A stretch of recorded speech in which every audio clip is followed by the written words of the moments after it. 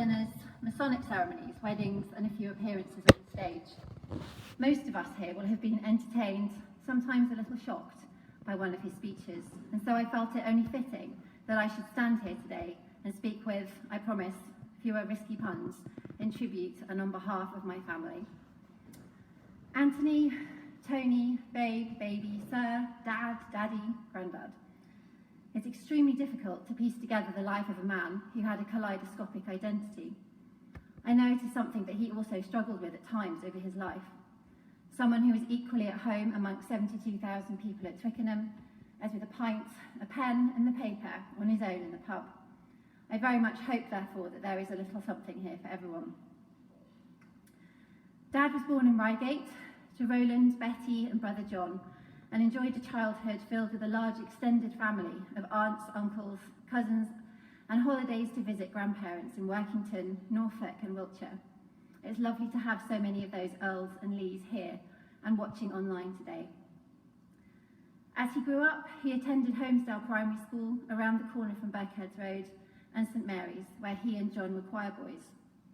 His school life was evidently not one to be remembered for academic rigour and focus, and he only turned his attention to this in retirement. I think he probably would want me to just point that out. But instead, it sowed the seeds of his lifelong passion for sport. Graham remembers meeting him in the long jump pit at County Athletics, and his school scrapbooks are filled with lukewarm reports but endless team photographs. Cricket, football, athletics, basketball, I think, and of course his beloved rugby. The greatest insult he could throw at his brother, however, was, well, you see, he played hockey, but more of that later. A life outdoors is my impression of his early years. I assume because Granny booted him out, but Laurie Brown was good enough to send us his memories of their friendship, which began in 1957 at Cubs onto Scouts and Queen Scouting glory. I do vividly remember hearing you both recount your boys' own adventures, which began with your hikes to the heady heights of Betchworth and continued through the teenage years when Europe beckoned. I know that Dad loved recalling these adventures, sleeping on stations and beaches, and discovering the romantic European towns and cities of Switzerland, Italy, France, Germany, Holland and Belgium, which I can imagine offered such a magical change from Reigate in the 60s. All of these stories are accompanied by sneaky trips to bars and pubs, but the greatest and oft-repeated anecdote of all was their chance meeting with Brigitte Bardot in a boulangerie in Cassis. His Reigate Grammar School years are best remembered by those band of brothers who speak after me, but for our part, the strength of those Flyers friendships, notably Chris, Tim, Graham and Jock, are what sustained him through the clouds and bumps in the road which all lives must encounter. I'm sure that many of us here would agree that one highlight of recent years was the Flyers' 50th celebrations in Paris, which brought together Dad's great loves of travel, art, good food and wine, alongside his friends and family. Abby, Natalie and I invited ourselves along as his +3 and feel enormously grateful to have those happy memories. Post-school, Dad spent summer in Perugia and then on to Salford University. Again, I think mainly to play rugby, but more great friendships were cemented. Paul especially, as Natalie's godfather, remained a dear friend to us all. We keep being urged to remember the happy times, and we all have many of those to draw back on as we look on our childhoods. With Mum Heather and Natalie, we had several West Country trips with Roger and Goatee Green. My strongest memory is us all running through a field of cows, Goatee shrieking, Eric and Daisy running along, and Natalie, aged 7, being sent back to retrieve the car keys which had fallen out of Dad's pocket during his sprint. He certainly wasn't going back. But oh, the sport, back to the sport. Abby reminded me of a rare appearance on Facebook in 2012 when he revealed that, after his first serious encounter with cancer and an aortic aneurysm, he promised himself that he would see the opening ceremony. He credited his family, Jill, for helping him through this particular horror, his friends and the NHS, but also those extraordinary, ordinary people who made the games happen.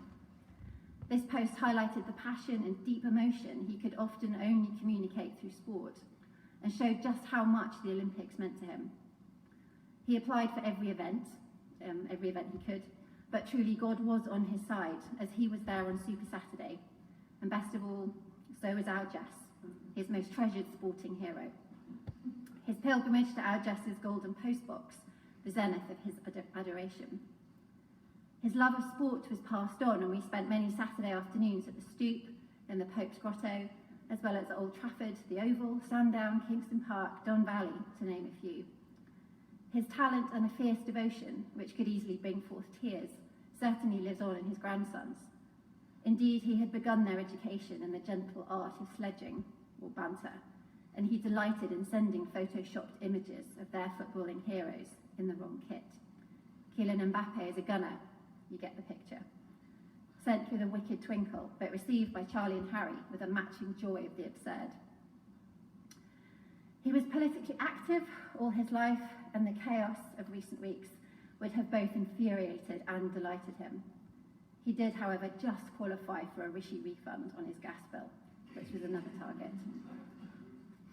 A final and truly fitting tribute was the Times on Friday the 14th of October. At the back, the Register announced his departure, and the front page also announced the departure of Liz Truss, not the lettuce. He'd have loved that. When going through his papers, we thought that we had discovered a final secret. Abby spotted a piece of paper signed by David Cameron. "Dear Tony," it read. "What's this?" we mused. But it turned out to be a certificate thanking volunteers at the 2007 Rugby World Cup. But it was kept and filed. The last few months were awful for him and for those around him, really. But as hard as it is to allow ourselves to move beyond this status, there is comfort in the knowledge that he died too soon, yes, but a fortunate man, richly supported by loyal friends who loved him as their brother, and with 3 children who were happy to endlessly tidy his room and work out which charger belonged to which device. So, how can you draw to an end the memories of this life so well lived? I haven't even had time to mention the finer necessaries of risotto making, singing with him at the piano, or his love of all things Italian, the language, the art, a nighttime stroll through Perugia, the music. Well, maybe that's for later. But I can see him, in my mind's eye, shuffling about at the back, saying, "Wrap it up, Lou. The lads have got to speak yet. No one's had enough." So I shall return to where I began and steal his words from a couple of those well-planned speeches. Thanks for the memories, Dad. Keep smiling.